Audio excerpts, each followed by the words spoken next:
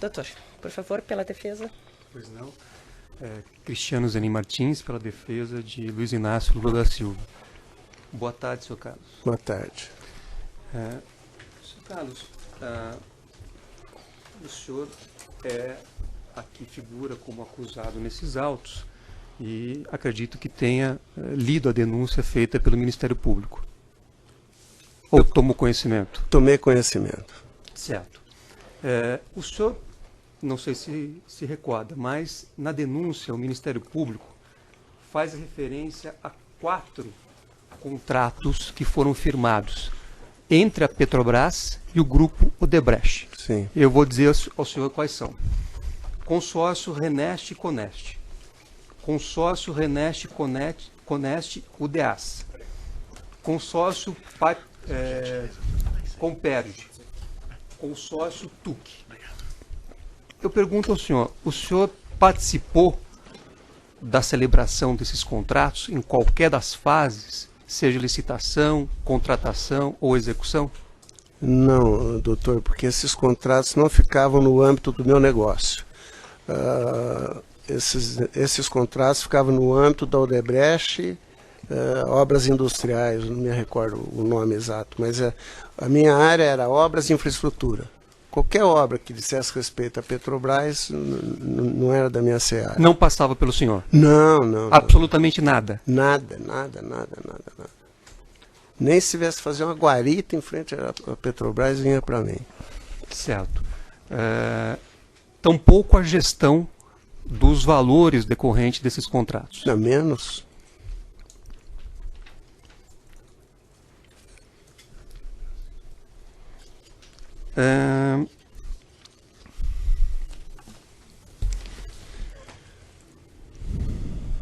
Pelo que eu entendi do seu depoimento hoje aqui e dos depoimentos que o senhor prestou anteriormente ao Ministério Público, a sua atuação ficava restrita, pelo menos no ano de 2010, ao Estado de São Paulo. Sim, de 2010, 1º de julho de 2008 a 15 de outubro de 2011, restrito ao Estado de São Paulo. Certo.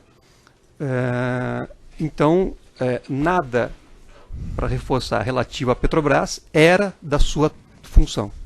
Exatamente. Certo. O senhor, consta aqui nos autos, o senhor fez um acordo de colaboração premiada com o Ministério Público. Sim. O senhor fez esse acordo juntamente com outros 76 executivos da Odebrecht. Sim.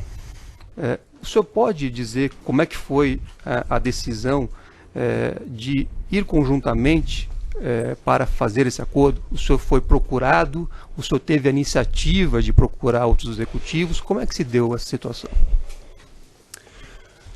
Olha, é provável que se o senhor fizer essa pergunta para cada um dos colaboradores, é provável que o senhor escute aí umas 10 versões.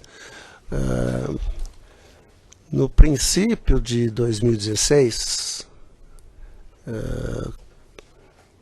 o conselho da empresa, ele começou a aventar a possibilidade de propor um acordo, não sei agora como se chama, seleniense ou tal.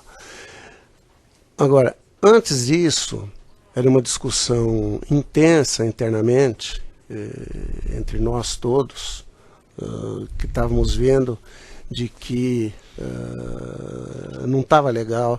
Nós tínhamos busca e apreensão no meu escritório mesmo no Rio de Janeiro, não na minha sala especificamente, mas em salas de colegas, coisa constrangedora várias vezes, enfim, e a postura da empresa, a gente discutia, não estava num caminho adequado.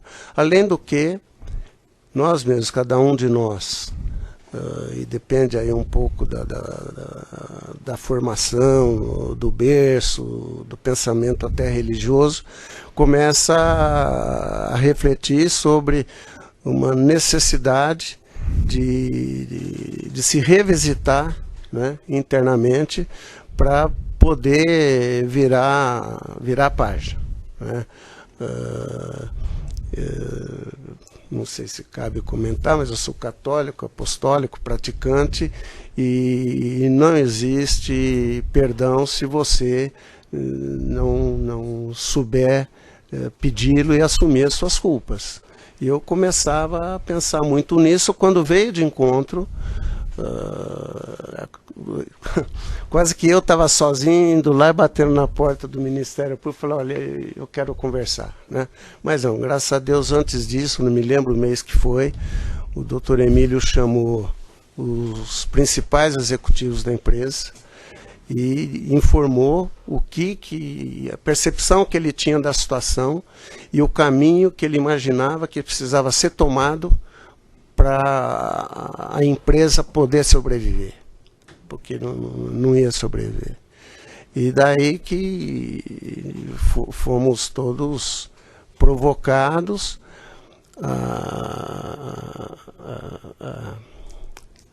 a colaborar, né, com os vários dos atos ou delitos que cada um de nós havíamos participado.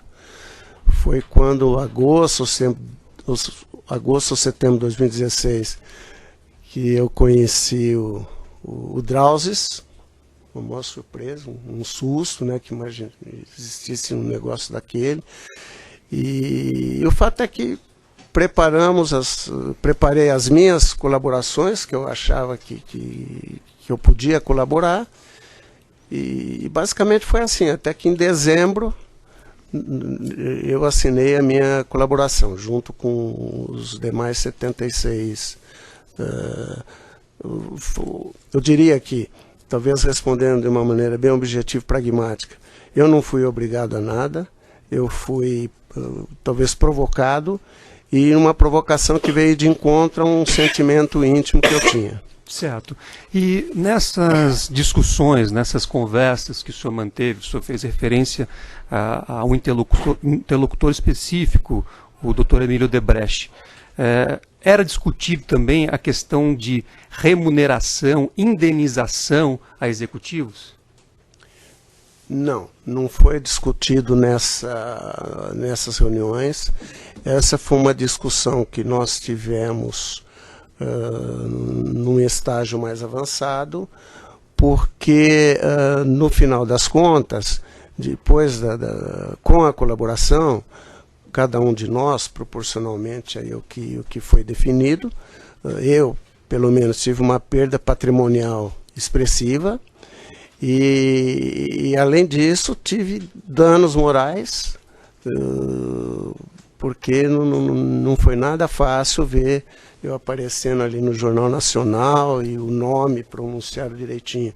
Foi quando eu comecei a refletir sobre, ok, minha consciência está legal agora, mas só que eu perdi dinheiro, vou ter problemas com advogados, etc, etc.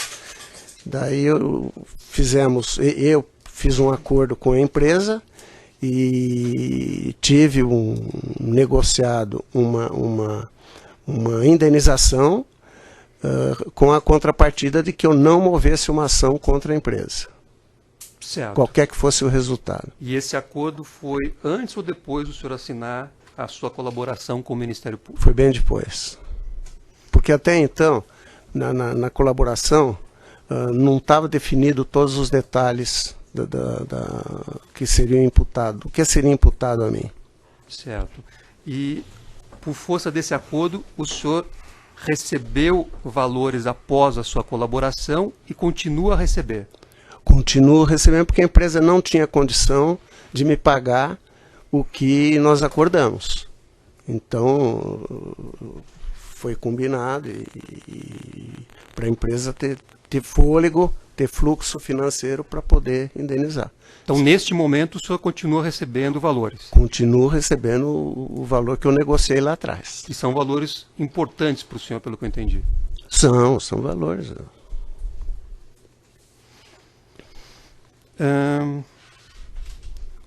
No seu depoimento, senhor Carlos, o senhor fez referência aqui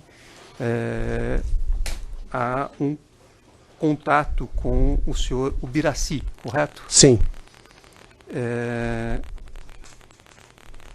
O senhor, naquele momento, pediu valores a ele de um departamento de valores não contabilizados ou não? Sim. Essa decisão foi sua? Essa decisão foi minha, na medida em que eu recebi uma orientação de que a presença da Odebrecht não podia ser revelada. Certo. Se a Odebrecht não pode ser revelada, não pode haver um contrato. Se não há um contrato, eu não tenho contra quem faturar. Certo. Se eu não tenho contra quem faturar, só tem uma maneira de trabalhar. Mas a decisão, então, de contactar o Ubiraci foi sua? A decisão de contratar o Ubiraci foi minha. Certo.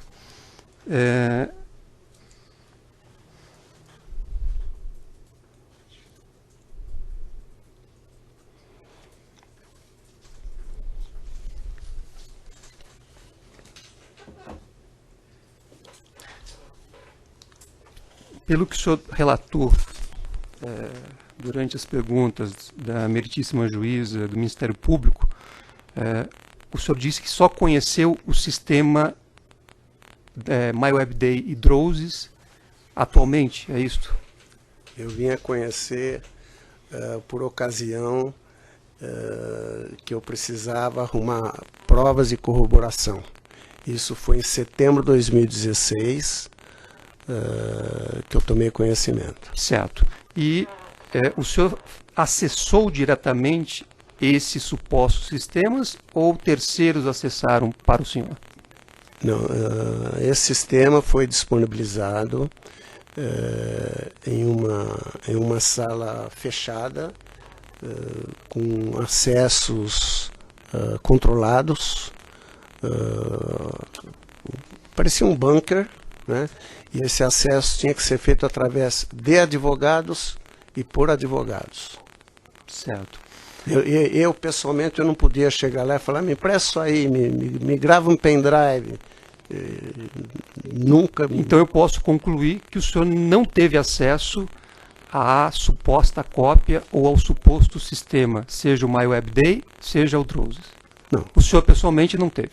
Não, eu pessoalmente não, mas eu vi, eu podia ver as telas. Certo, mas o senhor não pôde, digamos assim, manusear Não, qualquer dos sistemas. interagir com o sistema não.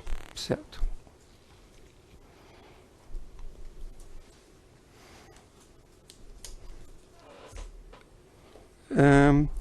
O senhor sabe dizer, senhor Carlos, se nesses supostos sistemas havia uma relação definida entre valores provenientes de Caixa 2 e obras específicas da administração pública? Não, não posso, não tenho claro isso, digamos. Certo. Além do seu salário estabelecido, enfim, contratualmente, o senhor recebia bônus da Odebrecht no período que o senhor trabalhou lá? Sim, senhor.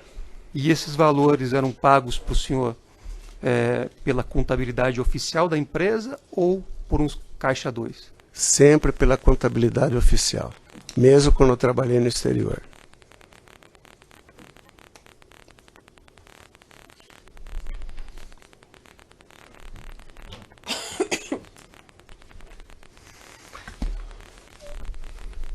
O senhor fez referência também no seu depoimento ao projeto Aquapolo.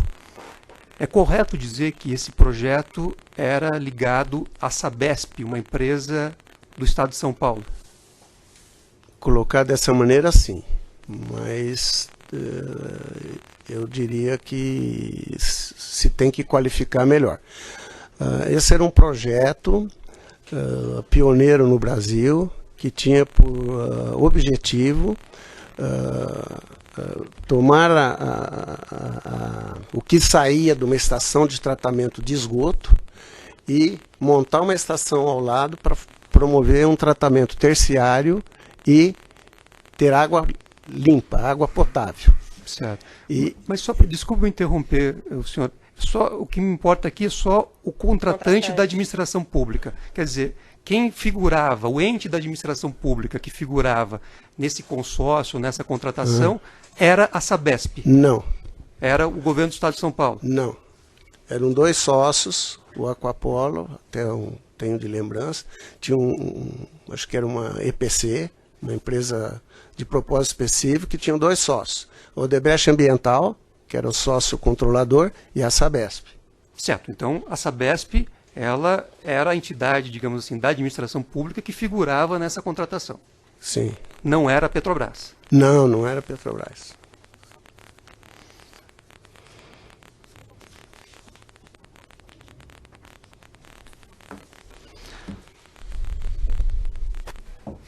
O senhor sabe dizer se esse projeto Aquapolo, se houve nesse projeto a geração de recursos que foram utilizados pelo chamado Departamento de Operações Estruturadas? Não.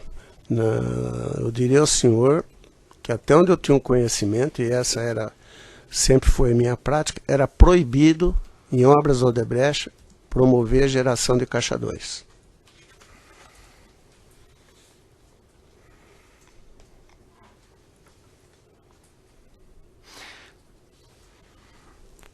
Quando o senhor Ubiraci se comprometeu com o senhor a entregar ou disponibilizar alguma quantia, ele disse para o senhor qual era a origem dessa quantia? Não.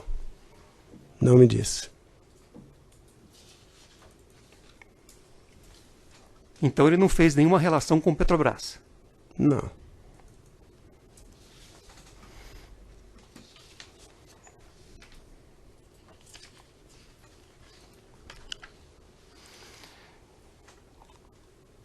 Em algum momento, o senhor conversou com o ex-presidente Lula sobre esta questão de sítio de Atibaia? Não. Ele fez alguma solicitação ao senhor sobre obras de Atibaia? Não. O senhor ofereceu a ele diretamente alguma obra em Atibaia? Não. O contato do presidente Lula no Odebrecht era o doutor Emílio e o Alexandrino. Ele nunca conversou comigo. Nunca pediu e nem o senhor ofertou nada a ele? Não.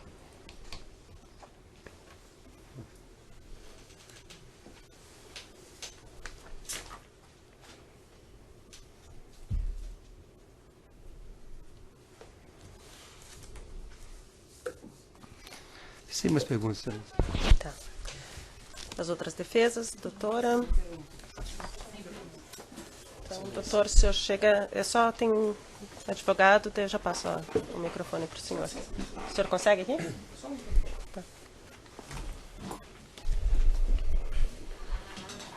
Boa tarde, doutor Carlos. Boa tarde. Só identificar, doutor. Eduardo Sanz, por Marcelo Odebrecht. Senhor Carlos, foi referido uma troca de e-mails do dia 29 de dezembro com o senhor Marcelo Odebrecht. Sim. Minha pergunta é muito objetiva.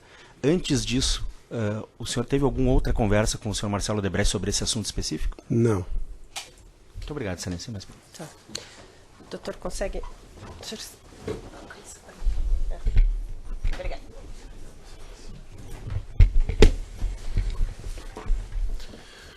Excelência, pela defesa de Carlos Armando Pascoal, só um esclarecimento que eu gostaria de tornar objeto de uma pergunta aqui. Carlos, o mês de fim de 2010 em que você foi contatado por Alexandrino, e se é que foi no mesmo mês, você fez contato com o Emir, que mês que foi? Dezembro de 2010. Ok, isso Porque aí. acho que ele falou outubro hoje, né? Teve uma pequena O confusão. senhor Eu falei falou outubro? outubro, Não, mas eu entendi que foi um desculpa, lapso. Não, acontece. Alguma coisa mais que o senhor queira esclarecer? Não? Só isso então, está encerrado. Doutor Ecetomã.